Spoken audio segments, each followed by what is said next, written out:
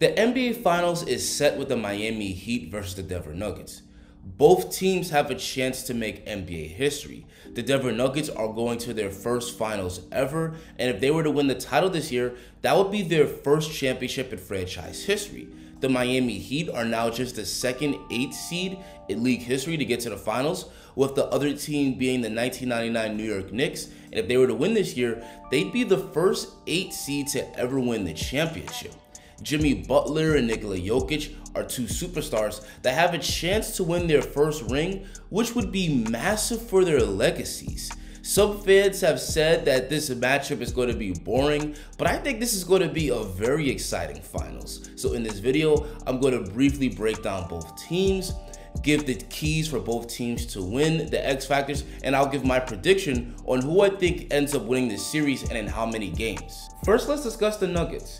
Jokic has looked like the best player in the world in these playoffs. He's consistently destroyed defensive game plans to stop him. One-on-one, Jokic is unguardable thanks to his incredible size, strength, and touchdown low, and he consistently punishes double teams and traps thanks to his incredible passing skills. The way the Joker has been playing in these playoffs is otherworldly, but we can't forget that he's got a great co-star in Jamal Murray, who many nights looks like the best player on the floor. And like Joker, no team has been able to shut him down. He's an incredible shot creator who could score the ball at a high level from all three levels. Denver has a great 1-2 punch, but they also have amazing supporting pieces between players like Michael Porter Jr., KCP, and Aaron Gordon. Each of these guys can get hot and take over games for Denver on any given night. This incredible depth has been a huge reason behind Denver's success. Now let's discuss the Miami Heat. Jimmy Butler has been unguardable in these playoffs, and he's not killing defenses with freakish athleticism, but with footwork, craftiness, and an incredible mid-range game. The fact that Jimmy Butler can go from looking like a typical all-star to a superstar once the postseason arrives is absolutely incredible. Bam Adebayo has also been incredible for the Heat on both ends. He's not only an elite defender, but he's also a skilled offensive big that can not only create his own shot, but also rack up dimes with nice passes to his teammates. The Heat also have several undrafted players that have become valuable role players for this Heat team, like Duncan Robinson, Max Strus, Gabe Vincent, and Caleb Martin. On any given night, any one of these role players can go off and swing a game in Miami's favor. Now for the keys for both teams to win, starting off with the Miami Heat. For Miami, one of their keys has to be containing Nikola Jokic, something that no team in these playoffs has really been able to do. The Heat do have one of the best defensive bigs in the league in Bam Adebayo, and Erik Spoelstra has been great at drawing up defensive game plans to slow down the other team's star throughout his coaching career. So you're telling me there's a chance? Yeah! When Denver and Miami matched up in December, the Heat tried denying Joker the ball and had some success. Bam Adebayo's ball denial was excellent. Jokic is the best post-up player in the league, so denying him inside position by fronting the post and preventing those deep post catches is crucial. And Bam was able to force some turnovers by deflecting those entry passes. If I were the Heat, I would try to stick to single coverage early and stay attached to shooters and cutters.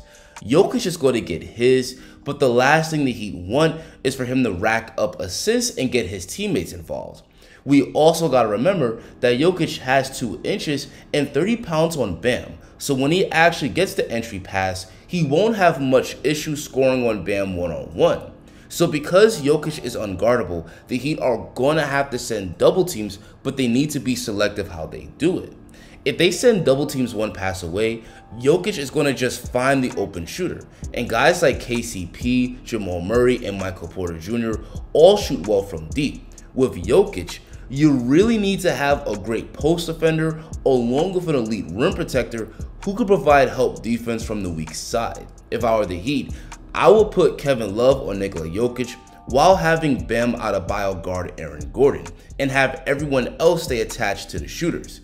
Kevin Love may give up 3 inches in height, but he's got an ultra strong lower body and he can make Jokic work for that deep post position. But more importantly, Putting Love on Jokic allows Bam to play off of Aaron Gordon and provide help defense on the Jokic post-ups. And while this could work for the Heat temporarily, eventually Denver will adjust and Aaron Gordon will see the double coming and time his cut for an easy look off a Jokic pass. There's really no great answers to guarding Nikola Jokic because of his versatility.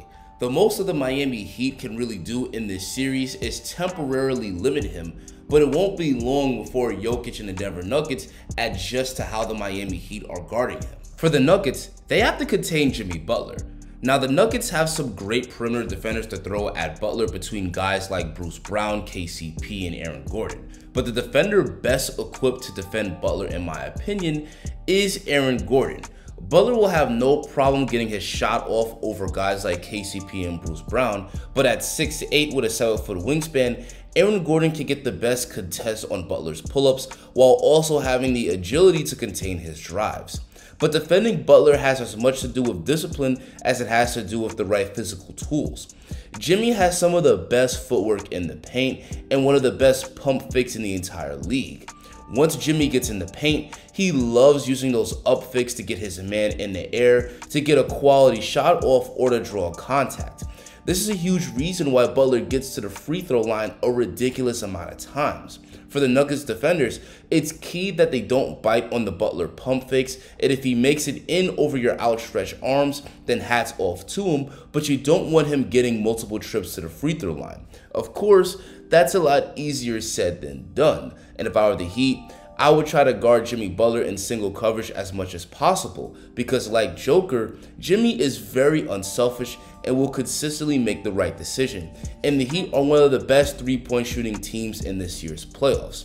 Butler is going to get his no matter what, but what the Nuggets don't want is Butler racking up assists and helping his teammates to get hot.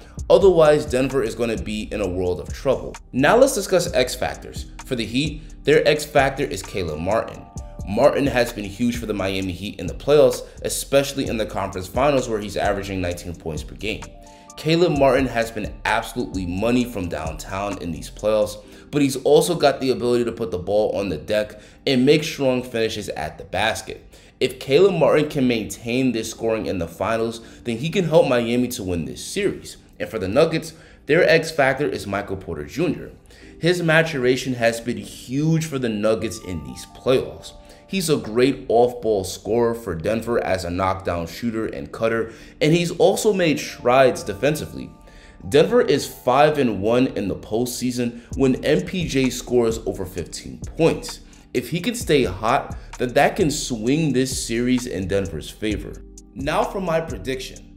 Back in the regular season, I predicted that the Nuggets were going to win the championship, and I'm going to stick with that take. I think the Denver Nuggets have the better overall team and the best player in this series in Nikola Jokic. And while I believe the Miami Heat are going to make this series exciting and competitive, I think the Nuggets are going to end up winning in 6 games.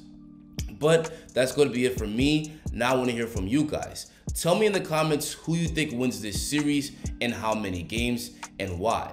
Guys, I'm going to continue to cover the finals, so if you enjoyed this video and you want to see more dope content just like it, please drop a like on the video and hit that subscribe button. Thanks for watching and have an amazing rest of your day, guys.